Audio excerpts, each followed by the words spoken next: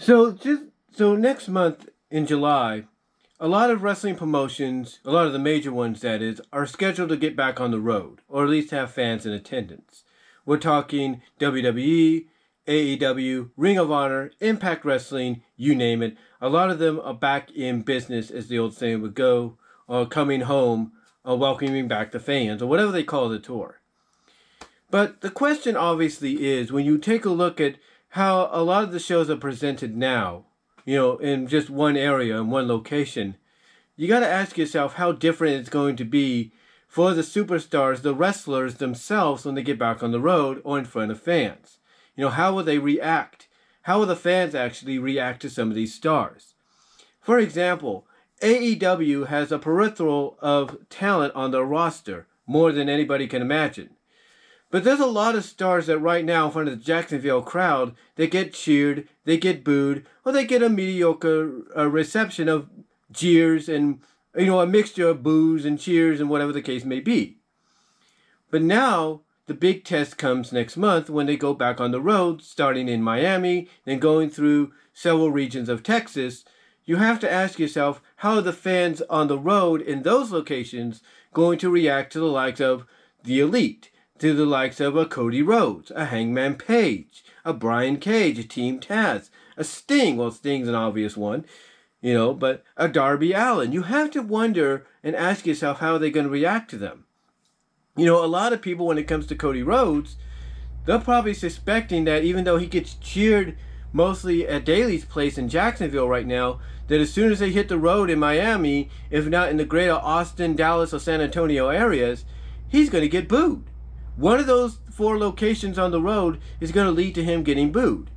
But when will it be? Where will it be? That's the question.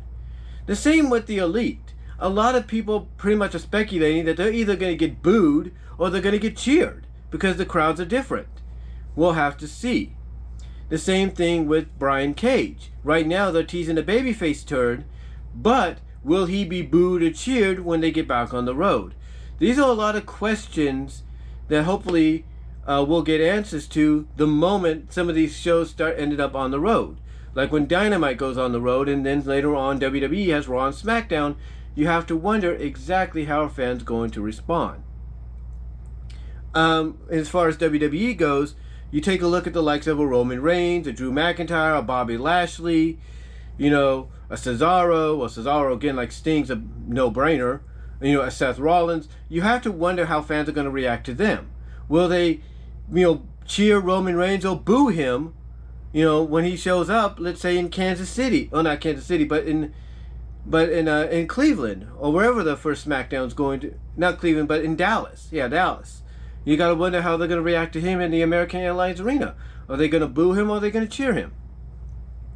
You got to wonder how fans, on the Raw after Money in the Bank, are going to react to Bobby Lashley if Bobby Lashley is still champion. How are they going to feel about him? How are they going to feel about Drew McIntyre? All these questions. How are they going to feel about Seth Rollins? Dominic Mysterio, Rey Mysterio. These are questions that, again, just like with AEW, hopefully we'll have answered the first moment somebody like a Roman Reigns or Bobby Lashley steps foot through those curtains. How are fans going to react to them? Are they going to cheer them or are they going to boo them? Because that right there, this overall, what I'm trying to get at, is going to be the tall tale sign of what direction you need to take that character from an on-road fan perspective.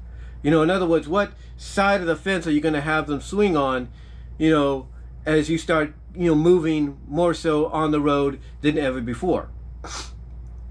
That's going to be, that's going to be the ultimate question, for WWE and AEW. The same goes for Ring of Honor. Same goes for Impact Wrestling. They got stars on there that right now we don't know how fans will react to them, but once they get in front of that crowd, then you'll wonder, okay, does the Ring of Honor crowd like EC3? Do they like Brody King? Do they like Roosh? Do they like, what's the name? Violence Unlimited? That whole group? Homicide? Jay Lethal? You have to wonder. Have to wonder how they're going to react. Impact Wrestling. You got to wonder how fans are going to react to the Good Brothers. How they're going to react to, Rich Swann, Moose. Sammy Callahan, Taylor Wilde, Deonna Purrazzo. These are questions that, again, just like with AEW and WWE, that hopefully when they get in front of fans that be in Ring of Honor and Impact Wrestling, they will answer. They will hopefully answer, with the first time any of these stars come through the curtain. The same with MLW when they get back on the road, and apparently they start this whole Aztec Underground storyline, which is basically, the version of Lucha Underground.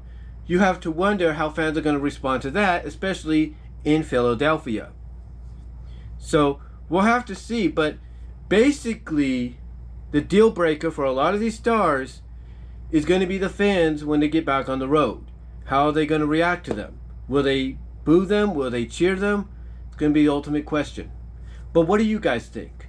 How do you think fans are going to differ from the localized fans in Jacksonville, from the virtual fans at the Thunderdome, from the no fans for Ring of Honor of Impact Wrestling? How do you think they're going to react the moment a lot of these stars appear in front of them for the first time? Do you think they'll cheer them? They'll boo them? What are your thoughts? Comment down below. I'd love to hear what each and every one of you have to say about it.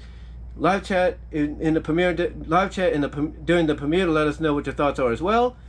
And I will talk to y'all later. Also go to patreon.com/bwroses to support me there. $1 tier gets you a shout out and everything, as well as recognition. $3 tier gets you a shout out, recognition, and exclusive content you can only get with the $3 tier. Help me try to get to at least 5 $3 tiers at least, or 5 or 6 tiers in total, $3 $3, so I can do a $5 Q&A tier. But let me know what you guys' thoughts are overall, what I just had to say here. Comment if you like, and I'm out.